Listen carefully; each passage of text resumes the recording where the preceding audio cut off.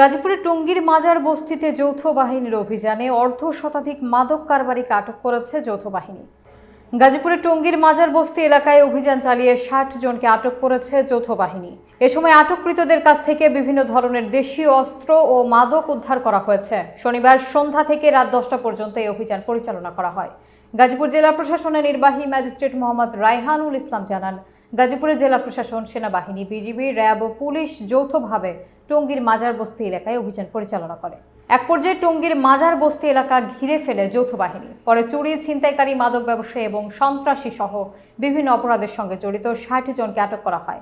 এ সময় তাদের কাছ থেকে বিভিন্ন ধরনের মাদক এবং বিভিন্ন দেশীয় অস্ত্র উদ্ধার করা হয়েছে।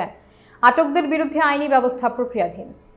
তথ্যের ভিত্তিতে আমরা আজকে এই অভিযানটি পরিচালনা করি এবং আপনারা দেখতে পাচ্ছেন আমরা বেশ কিছু বিভিন্ন ধরনের মাদকদ্রব্য এবং উদ্ধার করেছি এবং সেই সাথে দেশীয় অস্ত্রশস্ত্র যেগুলো সন্ত্রাসী কর্মকাণ্ডের সাথে ব্যবহৃত হয় এবং সংশ্লিষ্ট চিহ্নিত বেশ কিছু সন্ত্রাসী এবং আমাদের মাদকসেবী, মাদক ব্যবসায়ী এই সংশ্লিষ্ট আমরা লোকজনকে আটক করেছি।